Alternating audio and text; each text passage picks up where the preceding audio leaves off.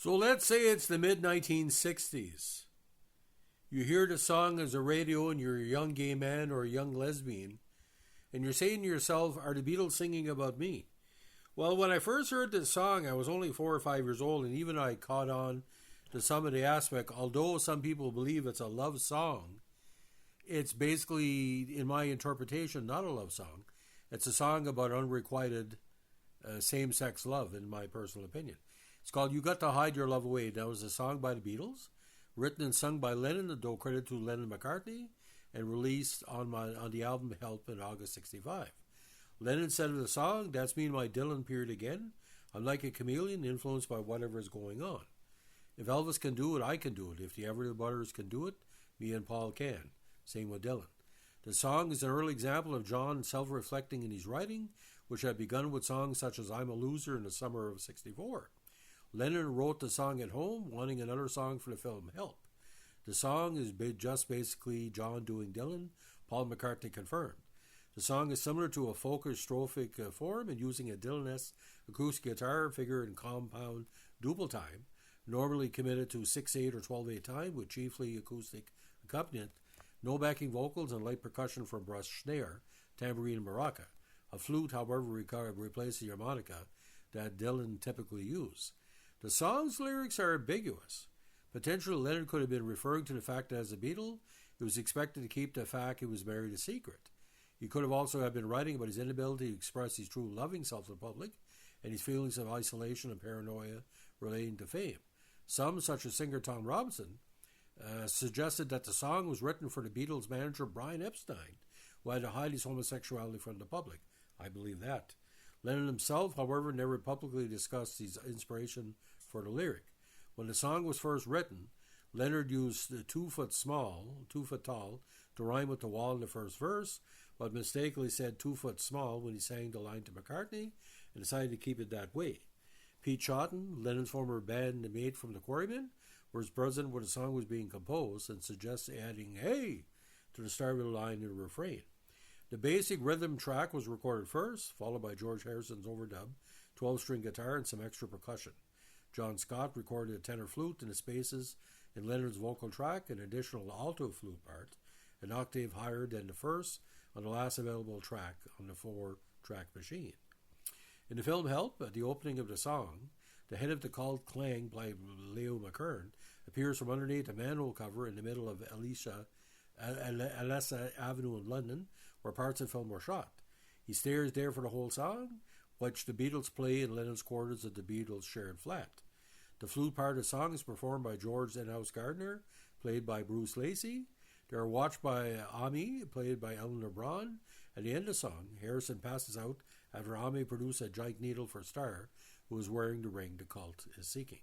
Now, Lennon on vocal, acoustic, and 12-string guitar, Paul McCartney on bass and maracas, George Harrison on Spanish acoustic guitar, 12-string acoustic guitar, and Starr was on drums with brushes and tambourine. Now, John Scott played tenor and alto flutes. Ironically, the Silky, a band that had been signed by Brian Epstein, recorded their version a few months after the Beatles. Lennon produced the session, while McCartney contributed guitar and Harrison tambourine. The version, released October 65, peaked at number 10 on the Billboard charts and was number 28 at the UK singles charts. So where does all the contemplation come from?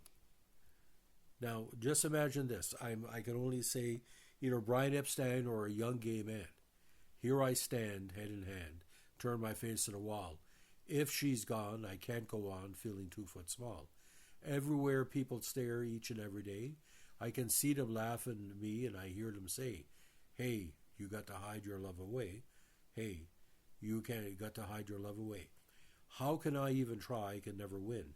Hearing them, seeing them in the state I'm in. How could she say to me, "Love will find a way. Gather round, all you clowns, let me hear you say, hey, you got to hide your love away. Hey, you've got to hide your love away." So, if Lennon was mentioned about Brian Epstein, I think basically to the interpretation, we know what Ringo Starr said, "A little help with my friends, could it be anybody? I just want somebody to love." And the Queen picked up on that, "I need somebody to love."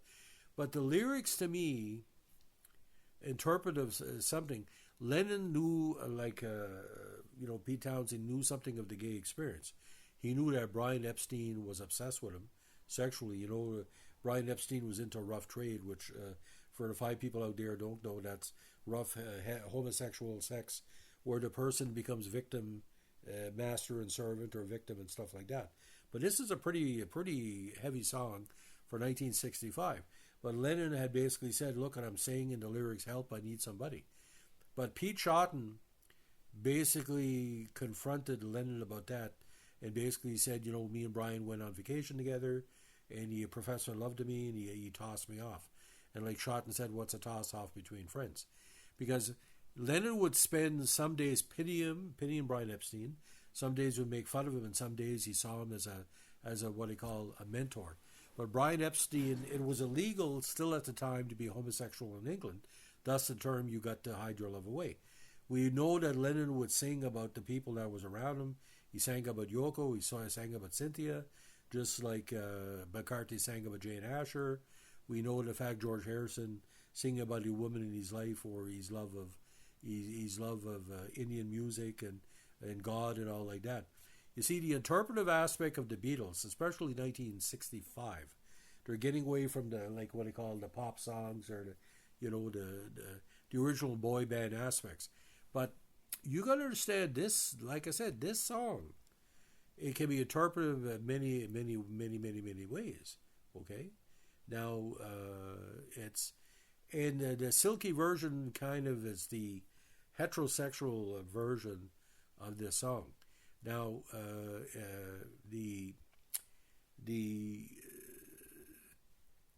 now this was recorded on 6th of August 65 in mono, released in mono and stereo, recorded 18 February 65. Now, the aspect of the song that a lot of people really want to know is how long did it take to write it. Now, Pete Shotton had said there was people adding stuff, and Pete basically said, why don't you keep this thing in? So for him convincing Lennon to keep the Hey Hey's in, kept building and building and building and building. Now, according to the Beatles' Bible, all these suits will really love it. Now, John Lennon's handwritten lyrics for the song, kind of talked about that. He talked again about the Dylan. Now, it does the opening line again of this Beatles song bear resemblance to "I Don't Believe You." She acts like we have never met, which appeared on Dylan's '64 album, Another Side of Bob Dylan. The lyrics go, "Here I stand, head in hands, turn my face to the wall. If she's gone, I can't go on, feeling too small." This was the Dylan version. "I can't understand. She let go of my hand and left me here facing the wall. I'd sure like to know why she did go, but I can't get close to her at all." Now, the lyrics are available online to take a look at it. It has been again suggested that they consummated their relationship and a holiday in Barcelona, Spain together in April '63. I think this was after Cynthia gave birth. Upon their return, rumors began to spread in Liverpool that the pair had shared a sexual experience. Although this was always denied by the pair, the Beatles biographer Hunter Davies later claimed that Lennon did admit to him off the record that encounter took place in Spain. John was a homosexual, but he was daft enough to try anything once. Davies wrote in Beatles Football and Me in his 2006 autobiography. Now, whether the song relates to the incident or even Epstein is debatable, has also been claimed that You Got to Hide Your Love Away was about an affair with a woman that Lennon was having at the time. Could have been Maureen Cleave, we don't know. Now, again, the 9 takes were done, only 2 of which are complete. The only other full version recorded is incorporated a count-in from the aborted take 1, with John Lennon saying that Paul McCartney had broken the glass in the studio. Now, take 9 was a Help album version, and the You Got to Hide Your Love Away was the first Beatles song since Love Me Do to feature an outside musician. Johnny Scott, of course, did the great version. Now, they told me roughly what they wanted, 3/4 time, and the best way of fulfilling their needs was to play both tenor flute and alto flute. The second is an overdub. As I recall, all four of them were there, and Ringo was full of marital joys. He'd just come back for a honeymoon.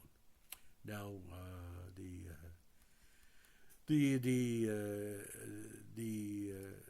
some people also believe that maybe it refers to his mother's passing. Now, like I said, it's all a matter of conjecture. Lennon was doing 10 thoughts at a time, but I basically believe the song was about homosexuality. So that's just me. And whoever want to interpret that, but that's just me, because the swinging 60s, a lot of experimentation, a lot of confessions of bisexuality and homosexuality and stuff like that. And, who knows? Maybe I'm wrong, but maybe I'm right. That's another song. So, ladies and gentlemen, if you like what we're doing with Behind the Track on our Beatles oeuvre, let us know in the like, comment, subscribe, or share.